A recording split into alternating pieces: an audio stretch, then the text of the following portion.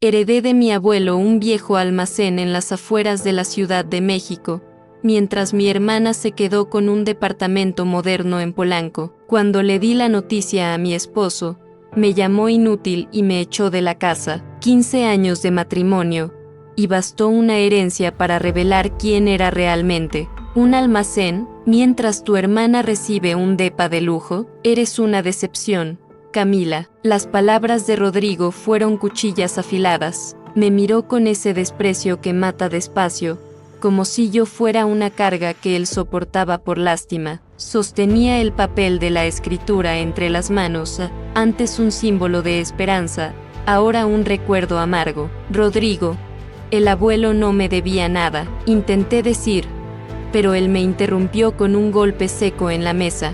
Me senté en una banca de la plaza, empapada, pensando en lo que me quedaba. Fue entonces cuando recordé el almacén, como un destello. El mismo lugar que Rodrigo llamó basura podía ser el único techo que me quedaba. Cállate, 15 años manteniéndote y lo único que traes a esta casa es un chatarra. Lárgate antes de que pierda la cabeza. Los vasos temblaron. Uno cayó y se hizo añicos en el suelo. Yo también me rompí un poco por dentro. Él se dio la vuelta, y lo último que escuché fue el portazo, el sonido exacto del final. Empaqué mis cosas en el viejo baúl del abuelo. Las manos se movían solas, el cuerpo en modo automático, mientras la mente intentaba entender lo que acababa de pasar. ¿A dónde piensas meterte?, gritó desde la sala, con ese tono de placer cruel. No respondí. Mis padres ya habían muerto. Mi hermana no me hablaba desde la herencia, y las pocas amigas que tenía él las había alejado con el tiempo. Dejé la llave de la casa sobre la mesa, el último lazo de lo que creí que era una vida en pareja. La llovizna de octubre caía cuando crucé la calle con el baúl pesado. No era solo el peso de la madera, era el peso de una vida entera perdida. Tomé el primer autobús rumbo a la zona industrial de Ecatepec. 2 transbordos después, ya era de noche. La llovizna fina se había vuelto una garúa densa, y los postes parecían sombras cansadas tratando de iluminar el asfalto agrietado. Cada paso resonaba en las paredes oxidadas de los almacenes abandonados. Cuando encontré el número 47, el mío, un escalofrío me recorrió la espalda. La puerta era enorme, cubierta de óxido y grafitis viejos. La llave, heredada junto con la escritura, parecía de otro siglo, pesada, de bronce, con grabados casi artesanales. La metí en la cerradura y giré. Nada. Forcé una vez más. El cerrojo gimió, pero no cedió. Perfecto. Ni el destino quiere que entre, murmuré, apoyando la frente en el metal helado. Entonces escuché el clic. Solo. La llave giró por sí misma. Retrocedí un paso, el corazón latiendo con fuerza. La puerta se abrió con un gemido largo, el sonido del hierro arrastrándose contra el hierro. La luz de mi celular temblaba mientras iluminaba el interior. Polvo, cajas viejas, olor a aceite y óxido. Todo parecía común, hasta que vi algo cubierto por una lona en el centro del almacén. Acercarme era irracional, pero algo me llamaba. Jalé la lona, y ahí estaba, un auto antiguo, negro, reluciente, como si lo hubieran restaurado ayer. Un bocho de 1961, modelo raro, impecable, como nuevo. El mismo modelo que mi abuelo decía que había sido su primer amor sobre ruedas. Mi mano se posó sobre el cofre. El metal estaba tibio, vivo, como si el auto respirara. Entonces noté algo más. En el tablero, un sobresujeto con una liga. Lo tomé con cuidado. En el reverso, una caligrafía firme y familiar, para Camila, abrir solo cuando estés lista. Sentí un nudo en el estómago. Él lo sabía, pero ¿lista para qué? El viento sopló desde dentro del almacén, apagando la luz del celular. La puerta rechinó, como si algo, o alguien todavía estuviera ahí conmigo. Me senté en el suelo frío del almacén con el sobre en las manos. Parecía latir, como si guardara un corazón adentro. Las letras, la caligrafía firme y limpia de mi abuelo, don Arturo Salinas me observaban como un eco del pasado. Respiré hondo y lo abrí. Dentro había 3 hojas amarillentas y una pequeña llave plateada, con forma de corona en la punta. La primera frase me quitó el aliento. Si estás leyendo esto, Camila, es porque el mundo que construí finalmente empezó a derrumbarse. Tragué saliva. Don Arturo siempre fue enigmático, reservado, un ingeniero jubilado, decían, pero nunca fue un hombre simple. El auto que encontraste no es solo una pieza de colección, fue mi refugio, mi secreto y, en ciertos momentos, mi arma. Guárdalo, dentro de él está lo que necesitas para entender quién fui y quién necesitas ser tú. La llave tintineó en mi mano. Mi abuelo hablaba en acertijos incluso después de muerto. Continué leyendo.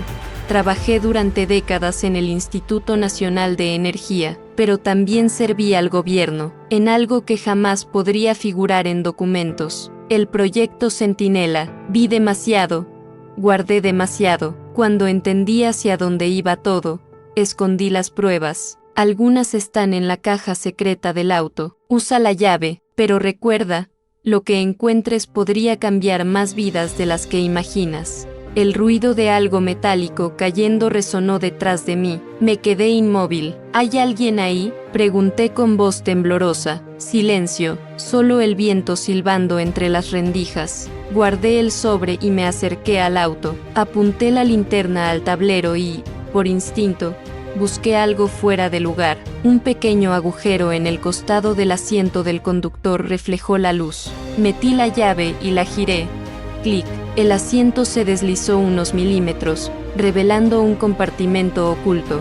Dentro, una caja metálica, pequeña y pesada, y encima, un billete corto, escrito con tinta azul: no confíes en nadie, ni siquiera en quien te crió. El frío del almacén no era nada comparado con el que me recorrió la espalda. Mina se me ostremiam kua ndeo toque ya caixa metálica. Oao estaba frío. Más limpo de mais alguema limpaba come fere cuncia. Forando a tampa, ela se abriu como un mestalo seco. Lá dentro, encontrei algo que jamás esperaria, un pasaporte con meu rosto, mas outro nome, Lucía Herrera. A foto era mina, tirada recentemente, tal vez a poucos meses. O sangue hello, como ele conseguiu iso? Debaixo do pasaporte había un pendrive, un mao de notas en pesos e dólares, e un pequeno caderno de capa preta. As páginas estaban repletas de anotaes en código, números, siglas e mapas de rotas entre o México, Belice e os Estados Unidos. Na contracapa, unha única frase en letras firmes: se algo acontecer comigo, siga o rastro de El Jaguar. Ele saberá o que facer. El Jaguar, o nome soaba máis como un codinome de espionaje do que unha persoa real. Folei o caderno e, entre as páginas, encontrei unha fotografía antiga, meu ab, moito máis joven, ao lado de 2 homens con ternos claros e sorrisos tensos. Atrás, rabiscado a caneta: reuní o en Veracruz, 1983. Opera o Centinela. De repente, houve un estalo vindo da entrada. A lanterna tremulou. Por un instante, a luz captou unha sombra fugaz, alguén se movendo lá fora. «Quen está aí?», gritei. Mas só o eco respondeu. O cora o bate até o alto que abafaba a chuva no telado. Corri para o porto e fechei o trinco por dentro. O medo se misturaba a incredulidade. Como alguén sabería que eu viría hoxe? Voltei ao carro e olé o painel. Un detalhe me chamou a atención: o marcador de combustível oscilaba, mesmo como motor desligado. O carro neo estaba morto. Sentei ao volante, e cua ndeo toque a chave do painel. Algo acendeu. Un painel secreto sob o radio deslizou, revelando unha pequena tela digital azulada como unha mensaje piscando: código de acceso necesario. Inserir cena. Fiquei paralizada. Meu abdeixara algo que só eu podería abrir. Mas cua el cena, no envelope anterior. Ele dixera: use o que aprendeu comigo. Lembreime de nosas tardes na chácara. Cua ndeo ele repetía unha frase que eu achaba poética demais, o tempo revela o que a verdade esconde. Digiteil, verdad. A tela pisco o acceso autorizado. La pantalla azul titiló 3 veces y comenzó un video. La imagen era granulada, vieja, pero la voz era inconfundible. Mi abuelo, don Arturo, más joven, sentado frente a una mesa de madera, miraba fijamente a la cámara. Si estás viendo esto, Camila, es porque el proyecto Centinela volvió a activarse, y eso significa que fracasamos. Mi corazón latía descontrolado. En 1983, el gobierno creó un programa secreto para desarrollar una tecnología capaz de rastrear comunicaciones en tiempo real. Dijeron que era para proteger al país, pero pronto entendí que servía para vigilar ciudadanos, periodistas, jueces. Intenté detenerlo, y fue entonces cuando comenzaron a cazarme. Detrás de él, un mapa de México con regiones marcadas en rojo. El expediente que escondí en el auto contiene pruebas, nombres, registros, transferencias ilegales de dinero, personas poderosas, algunas aún vivas. Entre ellas, tu padre, Camila, no era el hombre que creías. El suelo pareció desaparecer bajo mis pies. Mi padre, el mismo hombre que me enseñó que la justicia estaba por encima de todo, sabía que algún día intentarían borrar lo que dejé. Por eso preparé otra identidad para ti. Lucía Herrera no es un disfraz, es tu protección. Hay quienes matarían por enterrar lo que contiene este auto. El video se trabó. Luego, su última frase antes de que la pantalla se apagara: confía solo en quien te lo demuestre. Y si te buscan, el jaguar te encontrará primero. La pantalla quedó negra. Yo permanecí inmóvil, mientras el sonido de la lluvia apagaba lo que quedaba de mi cordura. Mi abuelo había sido un agente, mi padre, un cómplice, y yo, sin saberlo, estaba en medio de una guerra vieja. Respiré hondo, tomé el pasaporte falso, el dinero y la memoria USB. La puerta del almacén volvió a crujir. Esta vez, no era el viento. Pasos, 2, 3, luego silencio. Apagué la linterna. Me pegué a la pared y contuve la respiración. Una voz masculina susurró desde afuera, ronca, con acento del norte: Camila, o debería decir Lucía. El corazón se me congeló. ¿Cómo sabía mi nombre falso? Contuve el aliento y me acerqué despacio a la puerta del almacén. La voz volvió a sonar, firme, pero tranquila: no hagas ruido, niña. Si quisiera hacerte daño, ya lo habría hecho. El sonido de unas botas se acercó. Una rendija de luz cortó la oscuridad cuando la puerta se abrió unos centímetros. La figura que entró parecía salida de otro tiempo: chaqueta de cuero marrón, barba de varios días, mirada cansada de quien ha visto demasiado. ¿Eres tú, el jaguar?, pregunté con voz temblorosa. Asintió, con los ojos fijos en el auto. Don Arturo fue mi mentor. Me enseñó lo que significa la lealtad en un país que olvidó esa palabra. Di un paso atrás, aún desconfiada. Mi abuelo te envió aquí. Sabía que, cuando muriera, vendrías. ¿Y que estarías sola? Sacó del bolsillo un llavero con el mismo símbolo de la corona grabado en la llave del auto. El proyecto Centinela volvió. ¿Y estás en su lista? ¿Lista?, pregunté, de personas que saben demasiado. Esa frase me golpeó como un puño. Continuó. Arturo guardó más que pruebas. Hay una copia digital completa del expediente, cifrada. Solo puede abrirse con 2 llaves, la tuya y la mía. Aún trataba de asimilar todo. ¿Y qué pasa si nos encuentran? No arrestan, borran. Un trueno rugió afuera. El jaguar miró el reloj.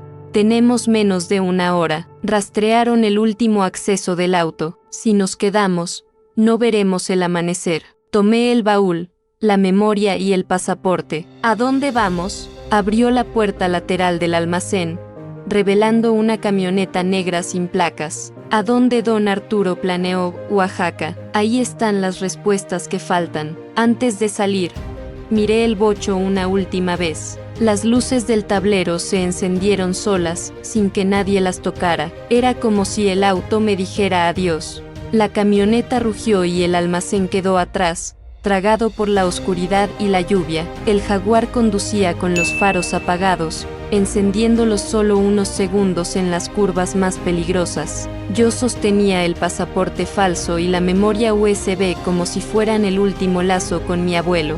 ¿Cómo me encontraron?, pregunté. Porque encendiste el sistema del auto. Arturo construyó algo brillante.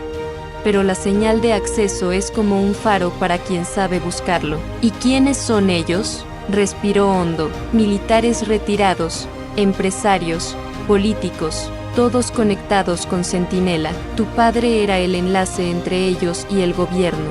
Guardé silencio. El sonido del motor llenaba el vacío. Mientes, susurré. Ojalá. Arturo intentó exponerlos hace 20 años, pero fue silenciado. El único que lo traicionó fue su propio yerno. Las palabras resonaron. Mi padre. Recordé las noches en que llegaba oliendo a whisky, diciendo que hacía trabajos confidenciales. Pensé que era orgullo de servidor público. El jaguar me pasó una foto arrugada, mi padre y él, lado a lado, con mi abuelo al fondo, en un laboratorio lleno de computadoras viejas. Veracruz, 1987, dijo. Mi padre sonreía, pero la mirada estaba vacía. ¿Por qué contarme todo ahora? Porque el resto de la verdad está guardado en Oaxaca. Arturo sabía que eras la única sangre limpia de la familia, la única que no vendió su conciencia. El cielo empezaba a aclarar cuando entramos a un camino de tierra. El jaguar frenó frente a un portón oxidado. Detrás,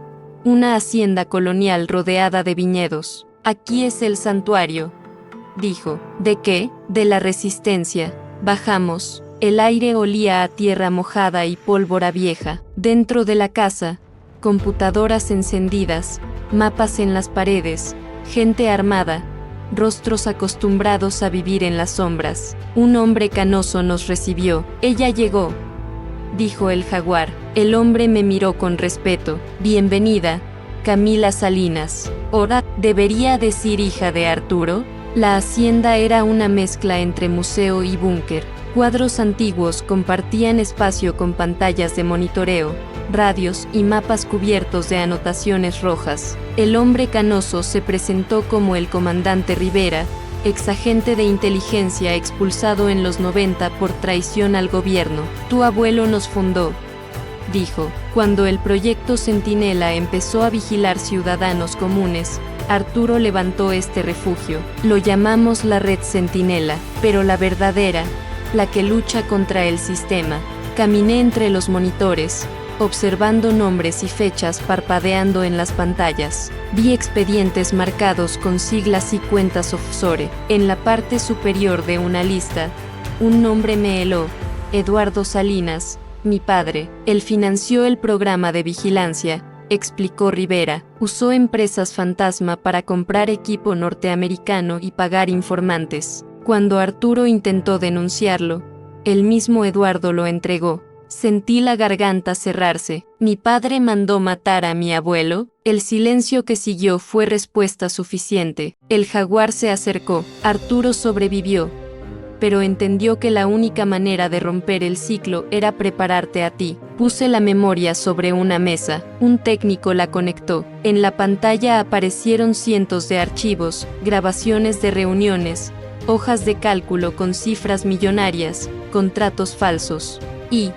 entre ellos, un video reciente. Mi padre, de traje, junto a generales y empresarios en una ceremonia lujosa. Ese video es de hace 2 meses, dijo el técnico. Él sigue al mando. Sentí las piernas ceder. Entonces sabe que tengo esto. Sí, respondió Rivera, y te buscará hasta el final.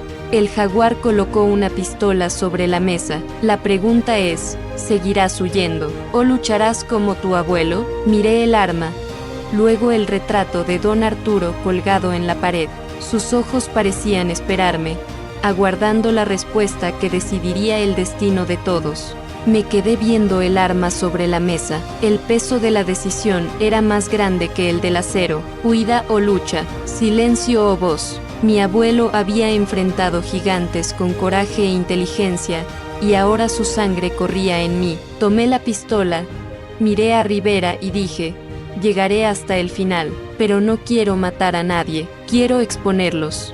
El jaguar sonrió apenas. Eso habría dicho Arturo. El plan se trazó esa misma noche. Usaríamos los datos del USB y del sistema oculto en el bocho para hackear los servidores de la antigua base del proyecto Centinela, ahora rebautizada como Instituto de Seguridad Nacional. Si lográbamos divulgar los archivos en red pública, todo el país vería quién controlaba realmente el poder. Trabajamos en silencio durante horas. El sonido de los teclados se mezclaba con el canto de las cigarras afuera. Rivera coordinaba al equipo mientras el jaguar ajustaba el canal de transmisión segura. Yo leía los expedientes, cada nombre, cada cuenta secreta, cada firma de mi padre y sentía una mezcla de repulsión y tristeza. A las 3 de la mañana, Rivera levantó la vista del monitor. Conexión abierta. Estamos dentro. Las pantallas empezaron a parpadear. Líneas de código corrían como ríos de luz. Pero segundos después, la alarma sonó. Intercepción. Detectaron el IP. Gritó uno de los técnicos. Luces rojas se encendieron en el patio. Motores. Vehículos acercándose. El jaguar tomó su arma. Llegaron antes de lo previsto. Agarren el HD externo. Corrí al equipo y saqué el dispositivo. Cuando volví, las puertas estaban siendo forzadas y el salón se llenó de hombres encapuchados y armados. Disparos estallaron, vidrios volaron, y el mundo se convirtió en caos. «Corre por los fondos», gritó Rivera. Agarré el HD y salí por el pasillo mientras la confusión me tapaba los oídos. El jaguar cubrió la retirada, el olor a pólvora lo llenó todo. Llegué a la camioneta, arrancamos sin mirar atrás. La hacienda estalló en una llamarada naranja, engullendo recuerdos y aliados. Atrás del volante, las lágrimas y la adrenalina se mezclaban. Ya no era la mujer frágil que salió de su casa con un baúl. Era la heredera de una verdad que pesaba toneladas. Conduje durante horas sin rumbo. Solo la carretera y mi respiración. El HD externo a mi lado latía como un corazón. La prueba viva de la corrupción que mi padre ayudó a montar. Cuando el amanecer pintó el cielo de rojo, me detuve en el borde de un precipicio. Necesitaba pensar, decidir. El celular, un prepago vibró. Llegó un mensaje sin remitente. Sabemos dónde estás. Deja de correr. Ven sola. Era San Eduardo Salinas. Mi padre. El punto de encuentro era un hotel abandonado en las afueras de Puebla. Llegué al atardecer. Las ventanas rotas reflejaban el sol. Entré con el HD oculto bajo el abrigo. Él me esperaba en el vestíbulo, de traje oscuro, más viejo y derrocado, pero con la misma mirada autoritaria que marcó mi infancia. Camila, no entiendes lo que haces. Entiendo perfectamente. Estoy terminando lo que el abuelo empezó. Suspiró y trató de sonreír como cuando pretendía calma. Arturo era un idealista. El mundo real exige sacrificios. Si estos archivos se filtran, el país se hunde en el caos. No. Dije, el país ya vive en el caos porque ustedes lo han vendido por décadas. Avanzó un paso. ¿Por qué crees que sobreviví tanto tiempo? Porque soy parte del sistema, y el sistema devora a quien lo amenaza. Entonces devórame también. Mostré el teléfono. Una luz azul indicaba transmisión en vivo. Su mirada vaciló. ¿Qué hiciste? Conecté el HD. Lo estoy transmitiendo ahora. A periodistas, tribunales y al público. Se lanzó hacia mí, furioso. Intenté retroceder, pero el jaguar emergió de la penumbra con el arma en la mano. Fin del juego, Salinas. Por un segundo, vi algo parecido a arrepentimiento en sus ojos. Luego sonó un disparo. Él cayó. Silencio. La transmisión siguió 5 minutos más, tiempo suficiente para que el país viera rostros y documentos que probaban la podredumbre. Días después, los titulares no tardaron. Red Centinela, Gobierno de México implicado en espionaje y corrupción millonaria. Fui declarada desaparecida. Meses más tarde, en una pequeña librería de Oaxaca, una mujer llamada Lucía Herrera abrió la puerta al público. Detrás del mostrador, Un retrato de don Arturo sonreía en silencio. En una repisa, una placa decía, la verdad no muere, solo cambia de nombre. Sonreí, por primera vez sentí que heredé lo que realmente importaba, coraje, libertad y la fuerza para empezar de nuevo.